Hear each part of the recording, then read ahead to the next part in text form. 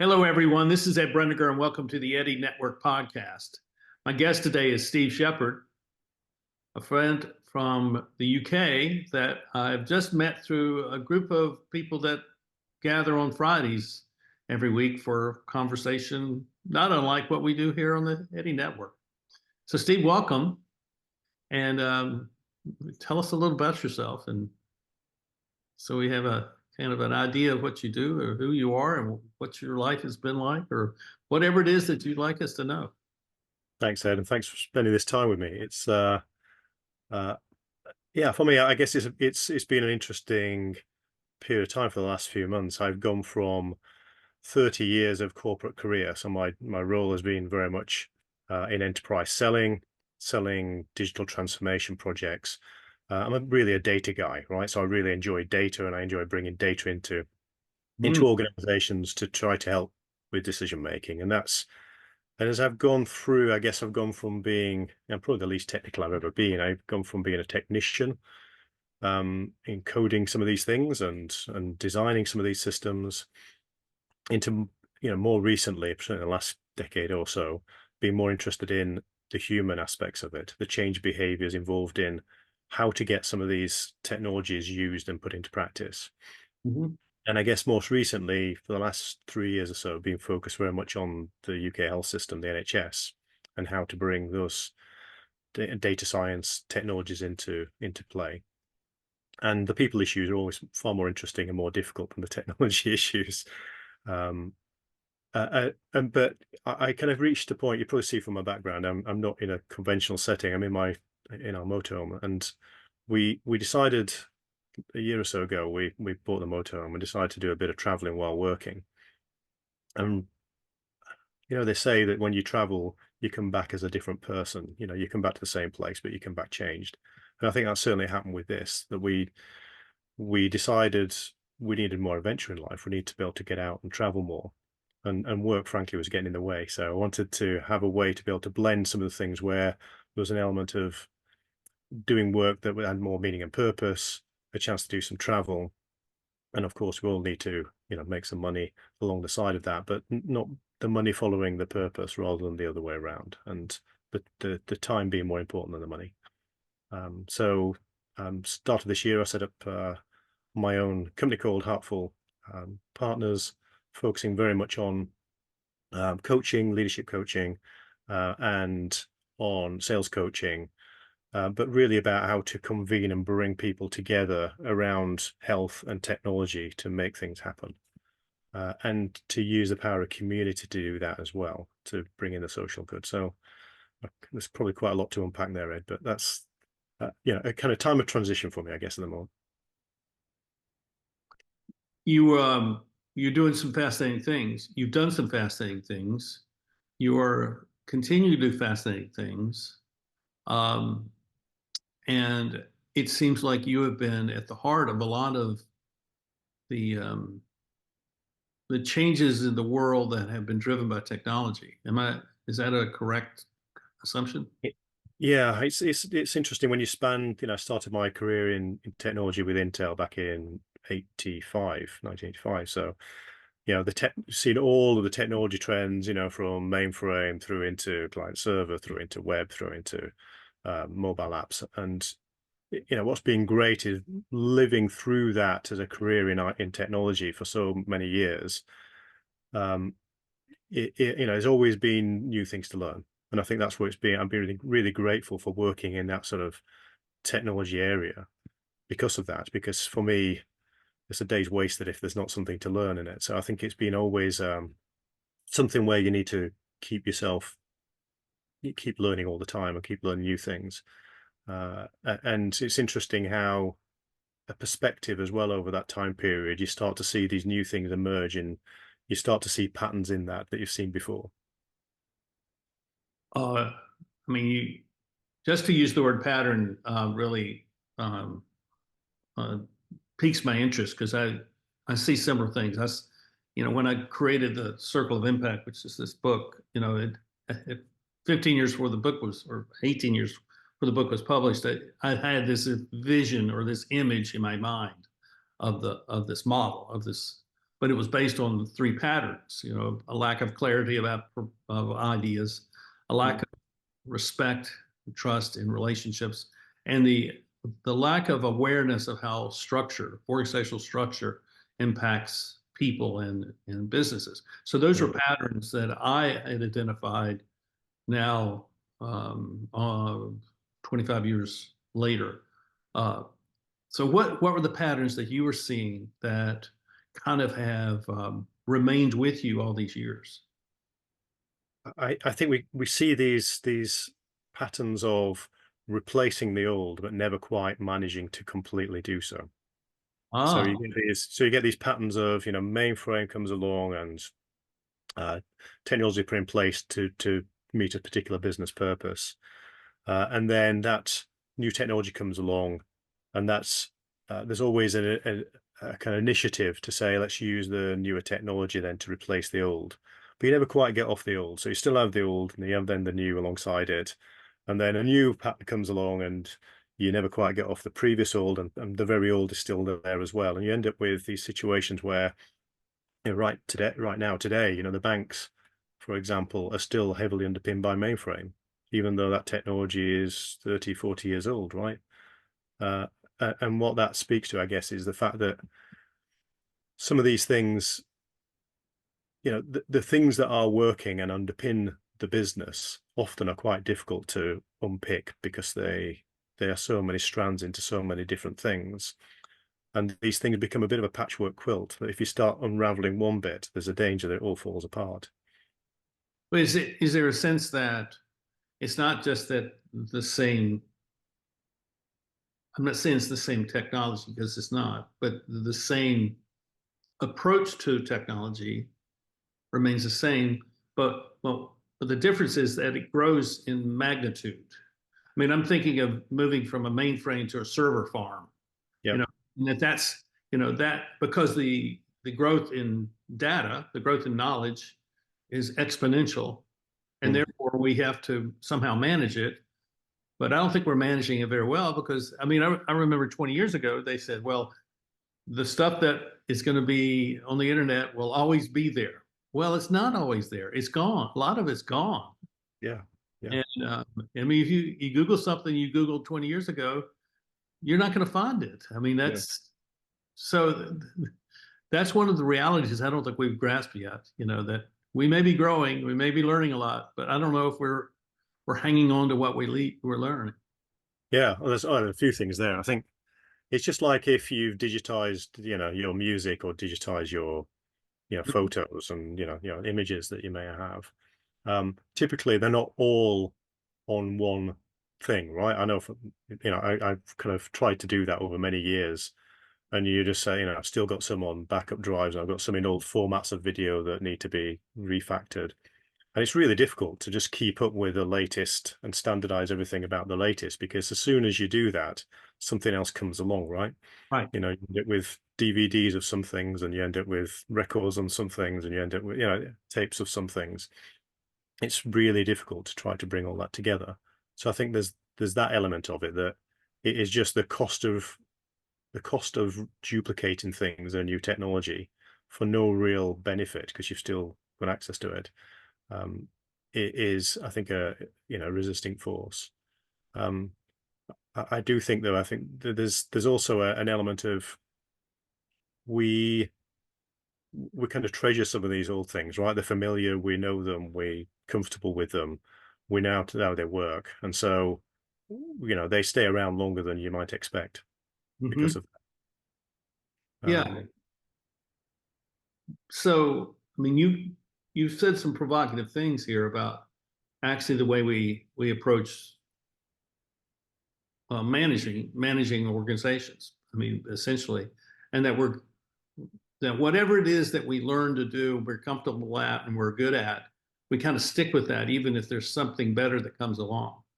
And that and that and so this leads to my question as to whether our the obstacle to change or the obstacle to innovation growth is really much more an issue of kind of generational resistance to change.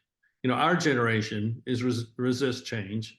I mean, here in the U.S. we got old men running. We got running two old men running for president. One of them, I'm not sure, is aware of that he's even president any longer. I mean, is that kind of, and so the generational differences there have something to do with the resistance to actually implementing new ideas or implementing new ways of doing things.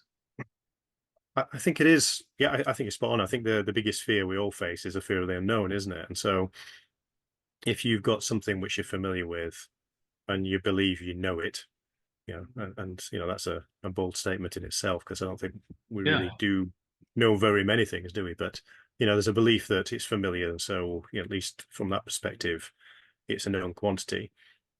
We're more likely to to attach to that, aren't we? And to stick with that rather than fear failure, fear reputational risk, Yeah.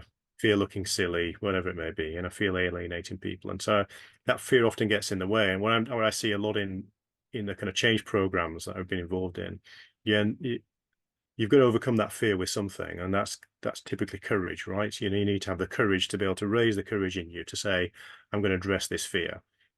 I'm not going to sit with where I was before, because it's getting too uncomfortable. It's not really tenable to stay where I was. And so you pluck up the courage, and current courage is, I think, the courage quotient.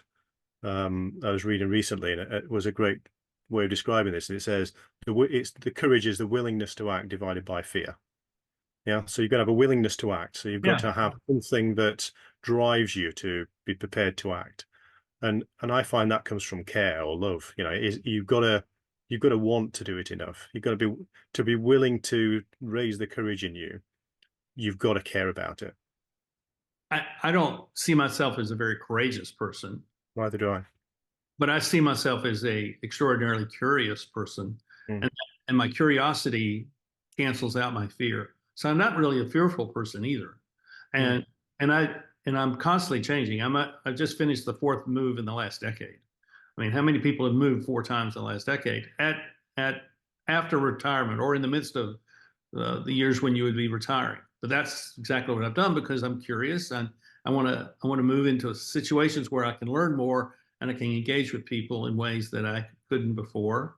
And I mean, that goes back to my childhood where I was really free to explore and discover. Mm. And that kind of was built into my DNA. Yeah. And so, what you're talking about is how do we help people find that level of confidence or that level of courage, which allows them to explore things that in the past they would not have because there's so much unknown about it.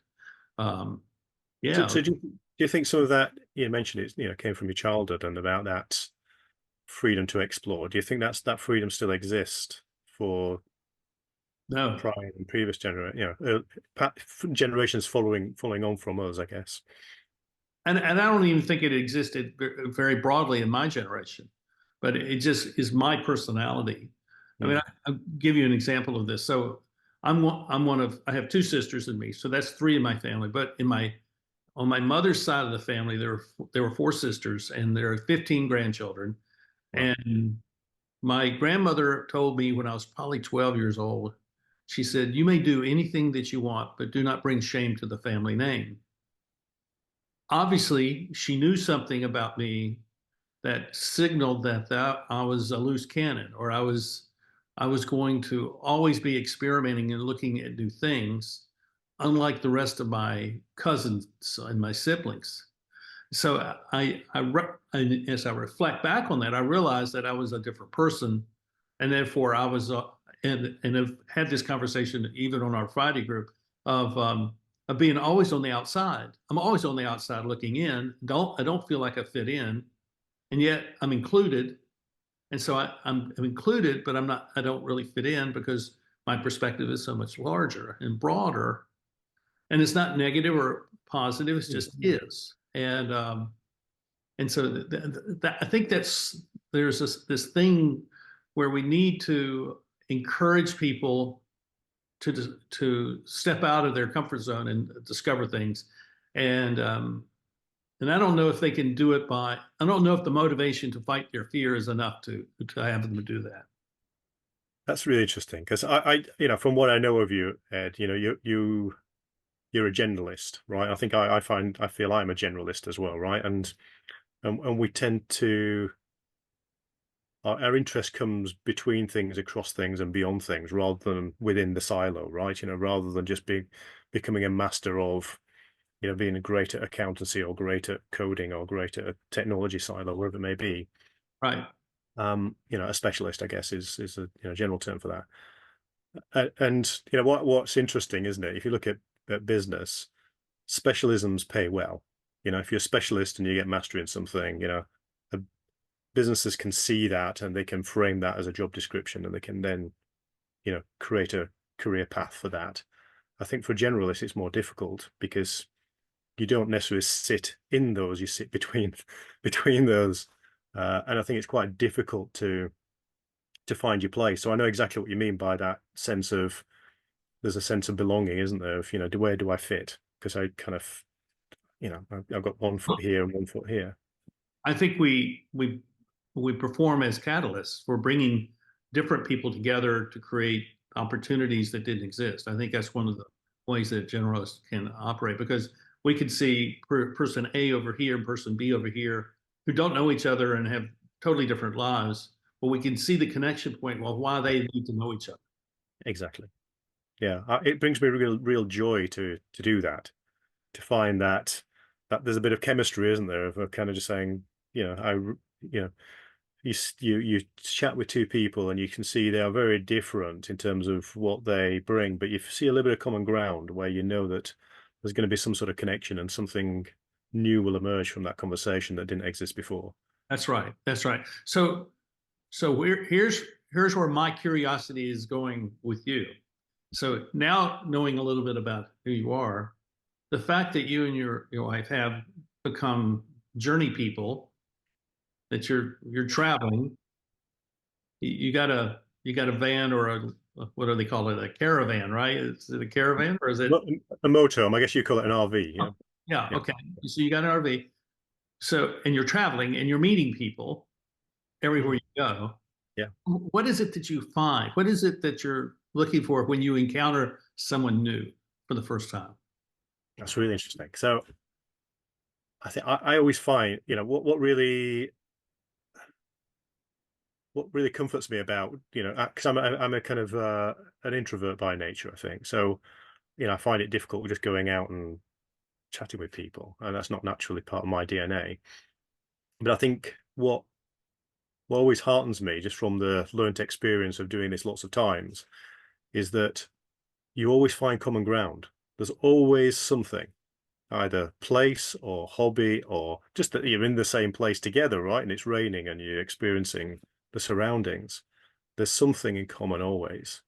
Mhm. And I was just chatting with a chap who I've been introduced to earlier on today, and it turns out that he came from a mining village just a few miles from where I did, and so we had a common bond of understanding what happened back in the 80s during miner strikes and all those types of things. How that felt. Oh, We could, we both, you could see in the other person that you felt it. You didn't just know it academically or knew about it from a logical perspective, but you could feel it as well. And I think it's really magic when you find something like that, where you see that you can see someone else feels it the same way. so where have you traveled to? What are um, I mean, uh, obviously you can travel anywhere you want to in Europe with that opportunity. So where have you been? And kind of give us a travel log on your travels and where you've been and places that have piqued your curiosity more than you would have anticipated. Yeah, so we were away probably about 100 days of last year, so a good chunk of time. And we decided there's lots of places in the UK. I guess it's typical for all of us, isn't it? You have things on your doorstep that you don't visit. You go and fly somewhere else, so it's exotic to find some adventure. So we thought we're not really toured Scotland, so we did We went up Scotland, through Glencoe, and some beautiful scenery, which, I don't know if you've ever been that part of the world, but Mhm. it is just otherworldly. It is proper, out in nature. It is wilderness, and there's not too much wilderness in the UK. You have to travel some distance to get there. So I think it was just nice to be a place where there's not many people, and you felt connected with nature. And there's certain things, we were up in front of one of the locks, and I got up early one morning. I've got a massive windscreen in front of me, and you could just see a storm coming in. You could just see the water ripples coming towards you, and there's that sense of, you are in nature, you are part of nature, you're not separate from it. And things like that, I think, are constant reminders that, it's important to get out in nature and not sit behind the desk all day. Yeah, yeah. I took my family, I think it was in 2007, to Scotland for 2 weeks, and we rented a van, and we covered a lot of territory. Yeah, yeah. Uh, Even going out to Isle of Harris and Lewis, Oh and wow. Yeah. yeah, which was fantastic. The whole, traveling in Scotland is a fantastic and wonderful thing. So where are you going this year? So right now we're at Sherwood Forest, which is the history of Robin Hood and all that, and ancient oaks. So we've been doing some cycling here, but our eldest daughter's due a little girl, a second daughter, so a second child, in a couple of weeks' time. So we're going over to the Netherlands where she lives. So she lives in the north of the Netherlands. So we've got a trip over there in end of April. And then we're just trying to decide whether we do wine region, Champagne region of France, if it's a shortish trip, or whether we go Croatia, Venice, south of France, and do a stay for 2 or 3 months. So it'll just depend on what happens at the time. But the beautiful thing about going in a motorhome is you just decide the next day, choose where the weather looks good, and go, right? Yeah, I did a month in Europe back in 2017, and rented a car in Amsterdam and drove, through Germany and Slovenia and Austria. I did about eight countries in a month, and it was Wow. fantastic. And and some of that was to meet people that I met on social media. Okay. So I said, I'm coming. Can we get together? And so that was fantastic. So and that making that connection. So are you meeting people that you see staying in touch with over the years? Yeah, I mean, it's interesting, isn't it? In the workplace, there's certain places where there's some places you work where you have a whole set of friends that you still keep in contact with. You might not speak with them for years, but you can still just pick up the conversation. And there's some places you work, even if some place I've worked for 3, 4, 5 years, and don't consider built that same network of friends there. And I think it's sometimes the culture of the organization that determines that, whether you felt you were in it together, Yeah. um, or whether you were journeymen, just carrying on a common path, but not really to go any further. Um, but yeah, as yet, I've not used the journey to go around and kind of impose myself on people in terms of people I know. But I think that's probably one of the things that we'll do as we travel around, is to maybe just check out some folks in the network to see whether we can meet up and use it as an excuse to have a slight detour. It's a bit tricky with it's a fairly big beast that we're traveling in, so you can't go down little lanes and things. So it's easier if people come to you than it is for you often to go to them. Yeah, yeah, I can see that because I remember some of those narrow lanes driving around places, but it was great. Well, I have a whole other line of questions for you because I'm curious, since you've been in data work, technology, the technology world. Um, what's your feelings about AI and its future and its effect upon human community? I think it's like any of these things, whether it's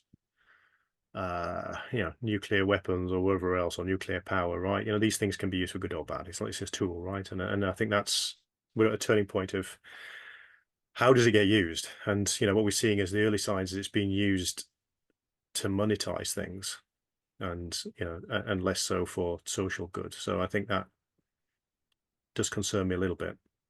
Hmm. Um, I think we have to put it in context as well, because for me, it's about the simplest way I describe, when talking about AI, simpler to describe where it fits is it's about predicting what's possible from the average of the past, right? You put it really simply.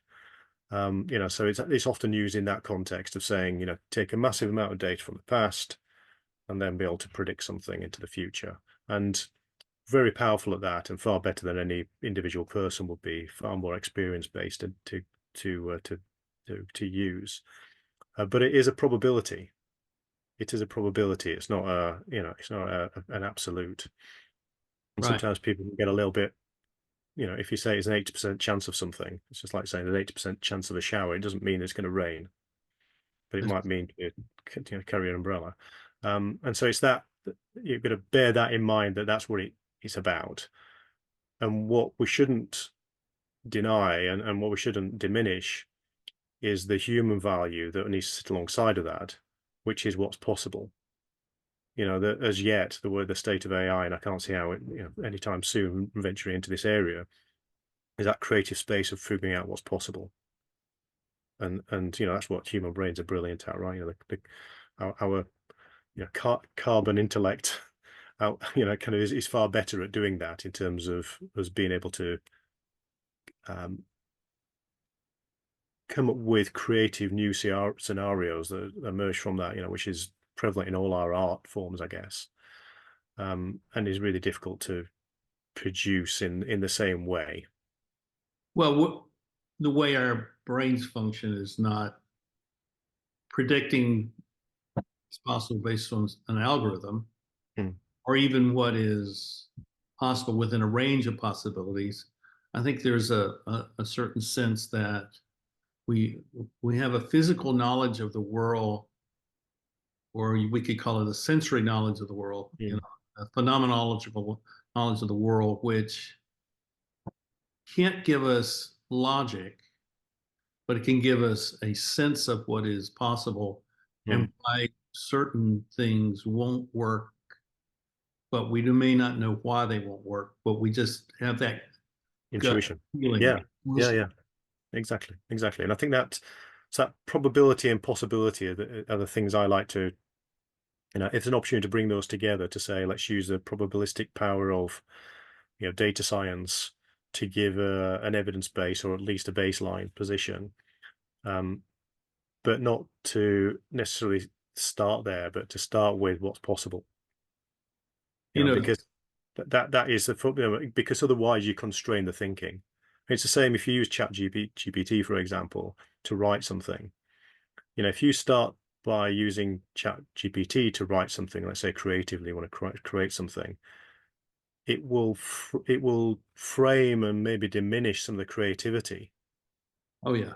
Whereas if you start with what's possible, this is what I'm going to write about because this is coming from my experience and, as you say, your intuition, and then use the generative AI elements to flesh out and to add elements around that, or as a checklist, then that can be useful. But there's a danger we use it instead of thinking, instead of allowing our intuition to come to the surface. Well, the creativity is in the prompts that we offer.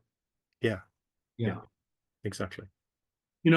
20, almost 25 years ago, I had this sense, we'd just gone through the tech bubble crash, Mm, and the internet was a real thing, and we were all, we had our we were putting our websites together, and we were communicating, and we are doing things, and that was available to everybody. You know, mm, anybody could go put a website together, and I forget what there was. There was one of those programs where you could create like your own little website within a host of other websites. It was like you were becoming a neighborhood in a city of neighborhoods, and I mm, forget what that was called, but it's not important. But what I I had this sense that this was a game changer um, on an epical level, um, and because what this was going to do was um, begin to erode the capacity of hierarchies to function, continue to function as hierarchies, and we were going to begin to function more as networks and communities and that sort of thing. And that's not unique to me. I mean, there are a lot of people that have said that, um, and they've advanced that idea. But the real question is how do you know? I think the question is how does the hierarchy survive if everybody is being disintermediated and everybody is moving off into their own little self-contained network of people that are supporting one another. And I think that question is still an open one, and we haven't answered that.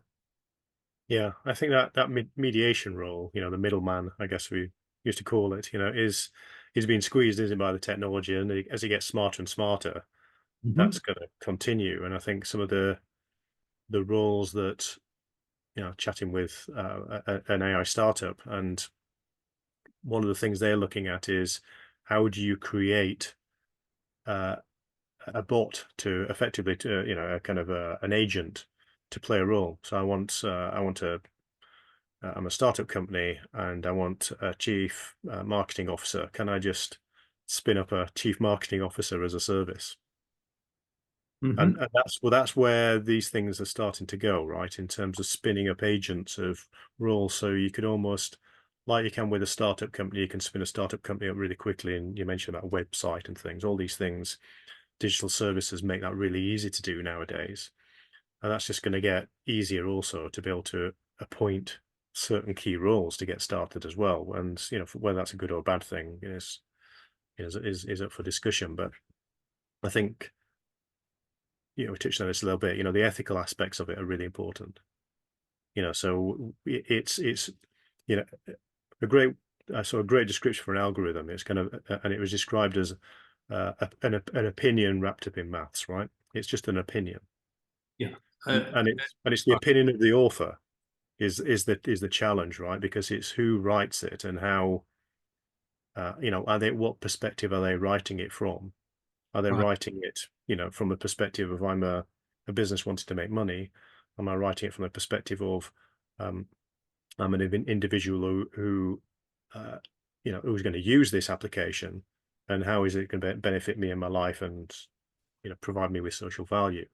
And I think some of those latter points are probably not factoring enough in the conversation. I think it's being very much about how do we consider that continue this consumer push of how do we standardize, aggregate, build a platform that can then be used by lots of people in a way to then monetize that, to make money for a fewer and fewer people. That does concern me, I must admit. I think it's I don't know how you address that other than finding some good social good stories, and there are lots of them around the use of AI and how it's being used, and making sure that some of those things get shared as well. I'm uh, I'm constantly asking the question that counters the trend, whatever the trend is. And the trend was for for 20 years, 25, 30 years in a sense, is that the internet is about connection. Mm, Okay. It is about connection, but what are we connecting as? Are we only connecting as players in a grand simulation? Are we only connecting as consumers? mm, Or are we connecting as human beings where a relationship result? And that has driven a lot of what I have tried to discover, which is that um, being able to have direct relationships with people where we actually know each other, we're having a conversation like we're having, is really the key to countering some of the more egregious problems that come with the connection economy, which is really mm, another form of exploitation of the marketplace. And so when I started the Eddie Network podcast, I just wanted to have conversations with people, but I also wanted to demonstrate this, how you do marketing. I mean, how you do networking. Yeah. And so almost everybody that I've encountered, everyone I've had an interview with, has been introduced to me by someone that I know. And and and it's really interesting. And many of those people, I mean, in the first year, 54 of those people were people I'd never met before, didn't have a conversation until we had the episode. And so introductions for guests, first conversations as a way of understanding how to have a conversation. And then the third piece of this was an unscripted conversation. Mm-hmm. So we go wherever we want to go, which is the freedom to build a relationship to allow it to go anywhere. And I think that this is, and people are telling me this now, and I'm trying to appreciate what they're telling me, that this is telling them something about where we need to go, in a way of not so much countering something else, but just to develop some strength and some value, or some culture that allows us to be more fully human in what we do. Yeah, it's interesting, isn't it? Because there's one bit of advice I took, which when I made this transition away from the salary addiction, and it was to sit with uncertainty. To actually, and that's part of this conversation, right? As you say, unscripted. Kind of we go where we like, we continue the conversation. Yeah. It is, you've got to sit with uncertainty. You've got to be comfortable with that, because then your intuition rises, and then you start to see parts of yourself that won't normally emerge if you don't. And you don't, and you notice things that perhaps you wouldn't notice. Things slow down a little bit. And I think in these sort of conversations, this the power of these sort of conversation, I think, is that it allows you to slow down. It allows you to explore things that, if we had an agenda tick list of things that we're going to go through, right? We'd probably not take some of the deviations that we've taken, and we wouldn't have learnt things, about each other as part of that as well, right? Because I'm Yeah. seeing this common ground. We're both generalists. I think I know, I'm sensing as well. You mentioned relationships, that that's important, and from that community, I'm interested, if I may ask you as well, Ed. I know you've recently you mentioned about moving quite a few times in the last decade. I know you've moved recently. What do you do when you move to form community, to find a sense of place and belonging where you are? It's a great question. I find a local bar, and I go hang out. I I lived in Wyoming. I lived in Jackson Hole, Wyoming, from 2015 to the fall of 2020. Mm. Five, 6 months into the pandemic, um, and I was I was selling my home there, and I'm going to move back to North Carolina. Had no, and not decided where I was going to live, Mm. but I'm looking on Zillow, which is an app for buying homes, looking for houses to rent, and I found one in a little town called North Wilkesboro. That looked really attractive, and I said, "Oh, and it's reasonable." It was reasonable at the time, and so I called the landlord, and I said, "I'm interested in the house, and can you do a Facebook walkthrough with me?" Then we did that, and I said, "I think I'm going to come over next week and look at it." So I'm going to fly over, and I went on the website and I looked at businesses, and there was a moonshine distillery 3 blocks from this house. So when I came over the following week, I went by the distillery, and I met George and Kathleen Smith, who are the proprietors, the owners of this distillery, and we immediately became fast friends, because George had been an IBM consultant before he had taken over this venture of building a moonshine distillery. And so we're still very, very close, and we have great conversations, and the whole time for the 3+ years that I lived there, Friday and Saturday nights, I would go down to the distillery. That was when they were open in the evenings. And everybody that would walk through the door, I would meet them. I would go over and say hello to them. And I would just say, hi, I'm Ed. And, who y'all, are you from around here? I'm just asking questions.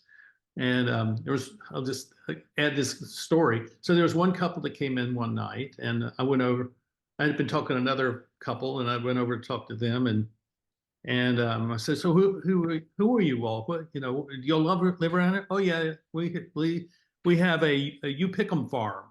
Oh, that's great. How long you been doing it? Oh, we've been doing it a couple of years. Oh, that's great. And we exchanged some comments, and then they said, so what do you do? So, well, I'm a leadership guy, and I wrote a book called Circle of Impact. And the wife goes, Circle of Impact. I've heard of that before. Where have I heard of that before? Oh yes, my old boss gave me a copy of your book. It's like that all the time, which is not so much about my book or about me, but it's about finding connections. There are always connections with people. Yeah. And so when I decided to move because I needed to buy a house, I found this house and I moved back to my hometown. But I haven't lived here in over 50 years. Wow. I haven't spent any time here in over 50 years. So except for seeing family, that's it. Yeah. Yeah. So I've begun to kind of call up people that I've known or seen people and say, hey, I'm back in town. Let's get together. And it's like no time has passed. I'm looking out my window and I see people walking by on the street, and I will go out there and say hello to them.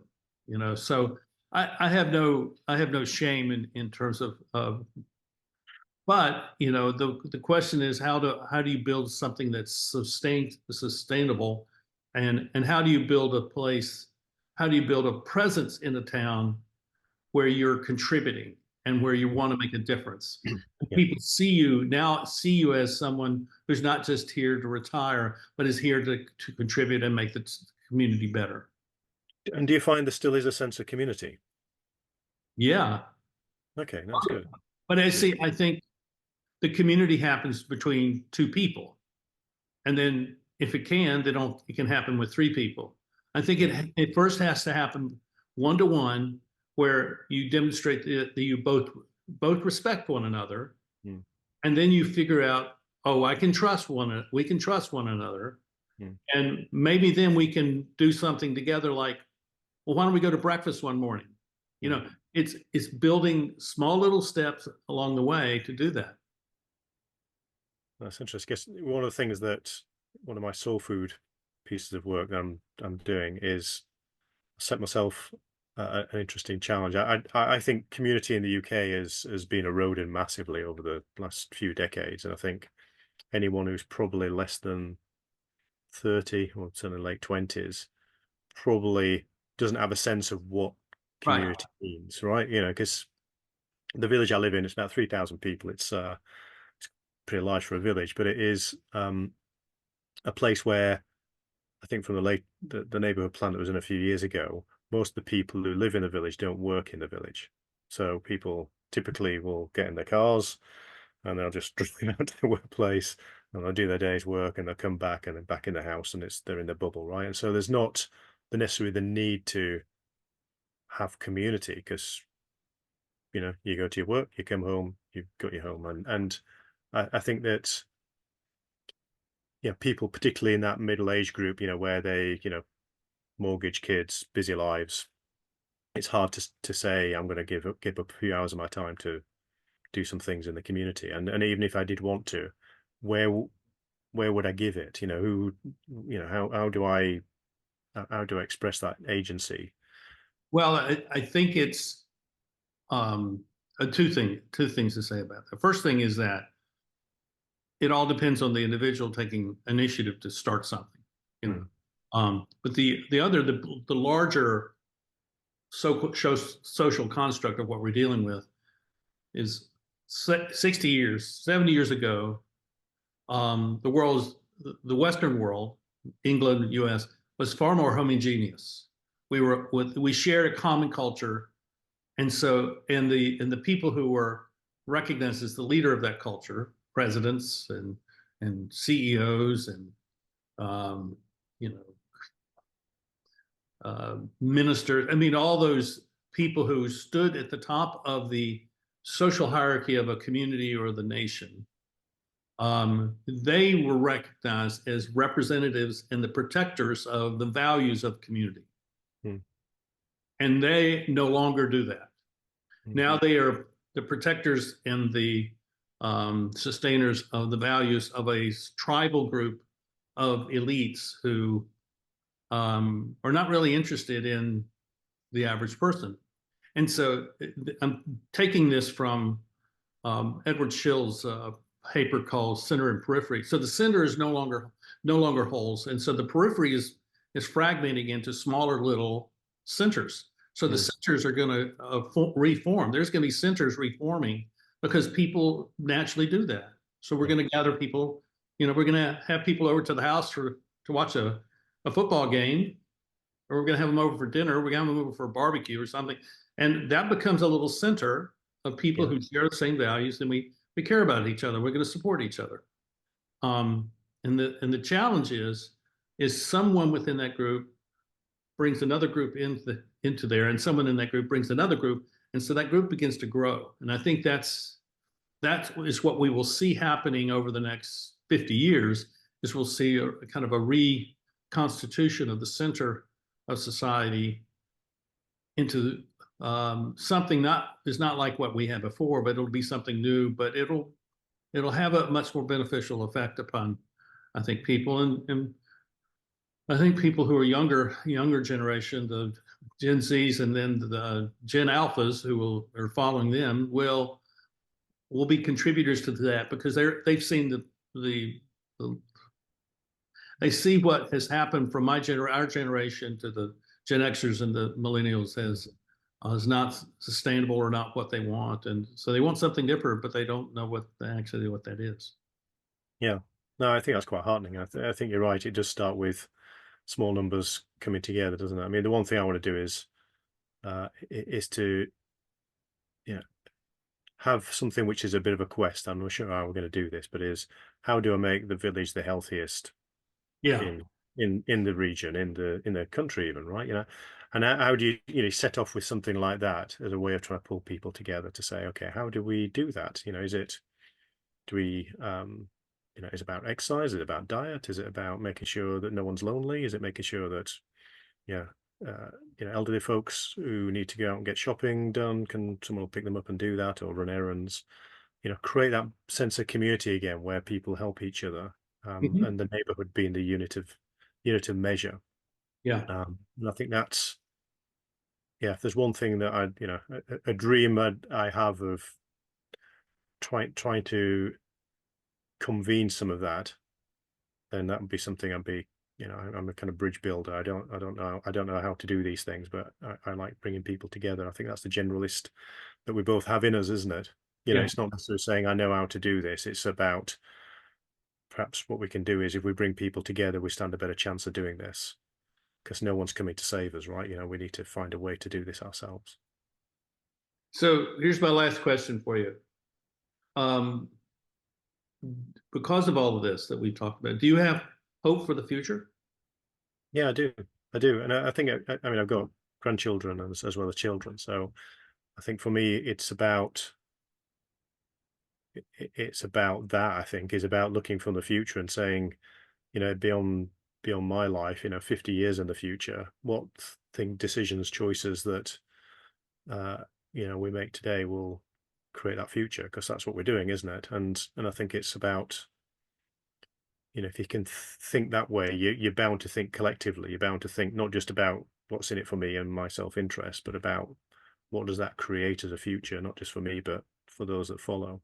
Yeah. Uh, and I don't know where that creeps upon you as you reach our sort of age of you just start to think about that and consider the legacy aspect of it. But I think these things, I think that's quite useful, and I think you start to build up at this point in life, having the time to be able to do some of these things as well. And I think that's really important, having the time to put to some of these things Yeah.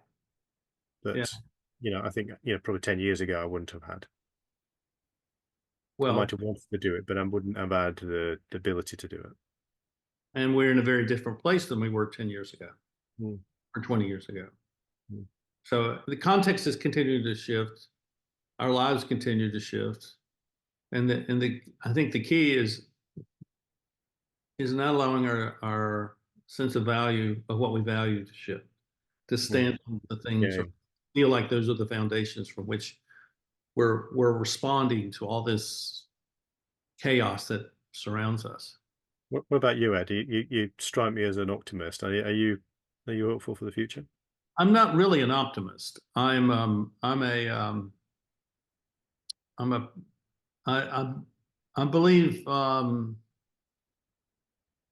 in persistence, and I do not believe in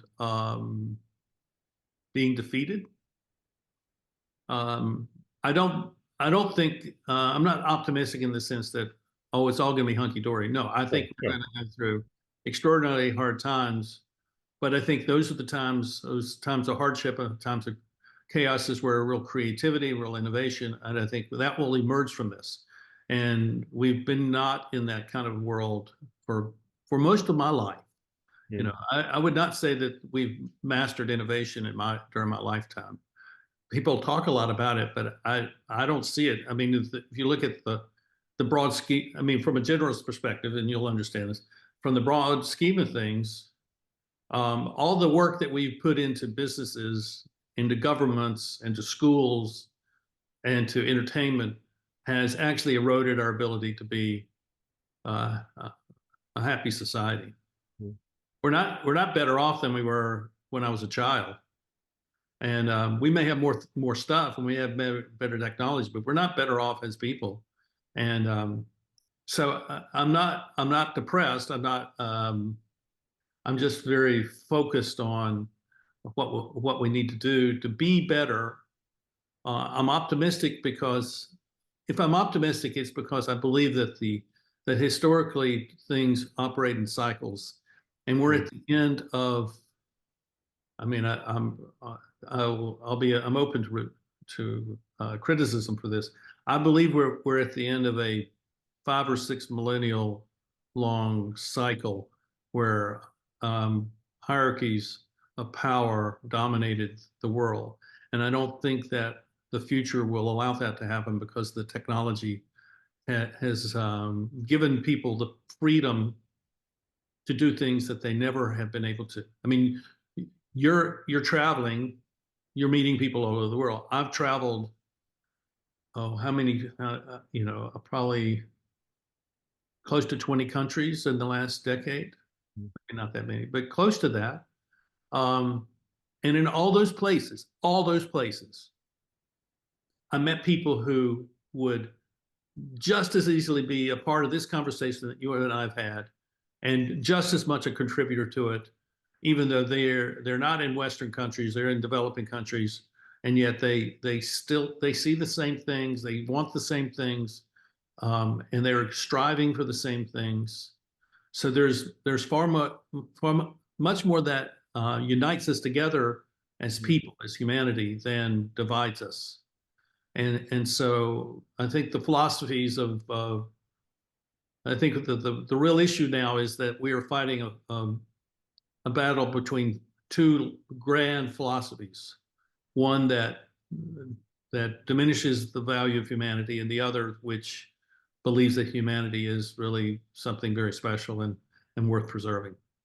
Yeah, I think there's definitely an inflection point, and um, there's a great talk about this. This was described as there's something called the sigmoid curve, which is a data science thing as well. It's a way in which you can work out from a range of values, you make it a 1 or a 0, right? So you try to create some binary value from it, and it looks like an S shape, right? So it starts off very flat, and it goes really steep, and exponentially, and then it goes flattens out the top. So it's Yes. big. It's And also, I've seen it used um, as a representation of the shape of an elephant. yes, Yeah, exactly. And it's and it, the way it's described is, this is what tends to happen with populations of things, species. So you've got fruit flies in a jar with enough food, the population will slowly increase, and then suddenly massive increase, and to a point where then it out consumes the environment and then starts to level off. And the argument is we're living at that inflection point at the moment in human society, right? Where what are we, 8 billion people? The prediction is probably 12 billion as the top. So it's heading towards that as we're on that really steep part. But if you look back through history, it's always been onwards and upwards. It's been like, look at this, the population's just grown and grown, and technology's increased, and we've gone massively exponential, and everything just keeps going up and up and up. And we've lived through that in the last 3, 4, 5 decades, right? Of seeing that. And at some point, but it just now feels like we're in a point of decay. We realize we're out consuming things, we're exploiting too much, and that can't continue. But there's still this old model of belief, because looking backwards, it looks like it will continue forever. But a new model emerges, and that model is about you have to collaborate. You can't compete. You can compete in the old model, but to survive in the new model, you've got to collaborate, because you'll be sharing resources. Well, I'm not convinced. And I'm not convinced because many of the people who are making these claims are the ones who benefit most significantly from those claims being um, implemented. I'm not convinced that of the dark future that is predicted to the planet. I haven't been convinced, and I've read all this stuff. I'm just not convinced that the motives of the people who have created these designs for the future are beyond reproach, and and in many ways they act in ways to force conditions to fit their predictions. As we see farmland being purchased and putting, all kinds of things, the consolidation of industries, particularly in the agricultural world, things like this. When you're generous, you see a lot more than the specialist sees. I'm not denying anything. I'm just saying I'm extraordinarily skeptical, and I have not read anything yet has convinced me that these people are right. And now, am I going to wave a flag for that? No, I'm going to still listen, and I'm going to still um, scrutinize what I'm hearing, but I'm still not convinced, because I see that the one thing which no one is actually saying is that the difference between a dark future and a bright future is how we develop people and give them the skills to be self-determining and self-sufficient. And I've worked in Africa with a rural economic development program, and if they were successful across that, it would transform the economics of the entire continent, because there would be people who are not only self-sufficient, but they would be interdependent as communities. And that is not encouraged. That is not encouraged. It's a different sort of mindset out there. So maybe that I stand alone in my skepticism. So let me put it that way. No, okay, no, I respect that. I think there's, I guess, where we do have common ground is around that interdependence. There's a great story about, the way you describe, let's say we've got a common resource, which is a well between us, right? And the well is coming to the dry season, so we've got to just be careful how we use the resource. If we describe that as a consumer story, our mindset is competitive. It's about, I'm going to get as much water as possible because I'm a consumer of this well. And what I do is consume, right? And I need to make sure my family is catered for first. And so that's the consumer story. There is a different story, which is we're neighbors. And we need to collaborate to make best use of it. So your use today might be more than my use today. And so that's fine, right? And, if I need to use more tomorrow, then we'll work that out between us. It's the same resource. It's just working. It's a different mindset that we bring to it. It's a collaborative rather than around the competitive, as you say, an interdependent mindset. Well, it's what we could say is that it's a macro solution applied to in the micro situation, and um, one size fits all. I've seen that in companies, and where they want all their retail operations to work exactly the same, and the retail operations or in communities are not all the same. So Yeah. it's really the other slice of this is the question of whether globalism is really going to succeed, or we're going to find ourselves into a time of growing localism, Mm. and um, and not localism as tribalism, but just localism as how do we take care of ourselves and our local community. Mm. And there's been some people, even in the UK, have been writing about localism for the last 10 years. So it's a bigger dynamic going on than we can settle today. But it is really and it's why these conversations are interesting. And so Just one last point on that. Just on that, there's a book.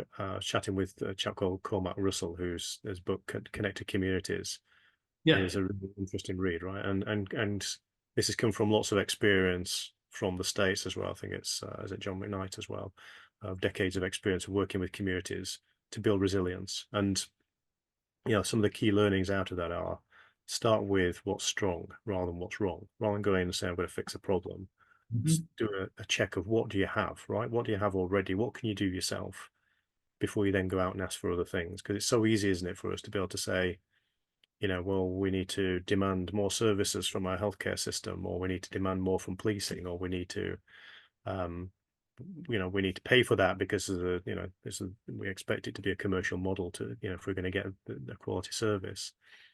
The reality is, if we start with, could we do this ourselves, and deal with those things first, I think we'd be a lot more resilient and a lot stronger as a community, as a society. I had the opportunity a couple of years ago to um, possibly work with a small town, an incorporated community of about 500, Mm. and the one of the town council persons invited me to come work with them, and we were going to put a plan together to address the economic development issues and so he set it up so I could meet the town manager, um, and members of the town council. And what I found was that everything had been personalized in this community, so that each member of the town council saw themselves as the gatekeeper for protecting the town from outside interests coming in, which would mean outside money coming in to develop the town. And I talked with them, and I realized that, and I told them, says, you're not going to change anything until you have people who actually want to bring strength to the community, because these people they just want people to stay off their land and stay out of their pockets, and they're not going to succeed, and the community's not going to be able to survive. And and I don't know what's happened since then, but they didn't have enough money to hire me to. They really didn't have enough hire me to help them do that. But there's no motivation for that either. Mm. So that's kind of one end of the spectrum, and the extreme globalist is the other end of the spectrum. Somewhere in the middle, we need to be and figure out how to do this. Mm. Well, we've gone well over an hour, so which is great. Well, I'll look at and see how if we need to cut any of this to trim it down to a normal amount. But this has been great. I'm glad to know you. I look forward to seeing you again, on Fridays, if not at other times. And I thank you for the work you've done, and I thank you even more for what you're doing now as you kind of roam the world of Western Europe, and you're meeting people and you're having conversations with them, and that has a very beneficial effect, I think, upon the Definitely. I'm enjoying it. And Ed, wish you well with your new community. Thank you. I've got plans, and it'll be good. So Good. thank you, Steve, and thank you all for watching the Eddie Network podcast. Please sign up, hit the like button, and leave a comment if you will. And we'll see you next time here at the Eddie Network. Bye bye.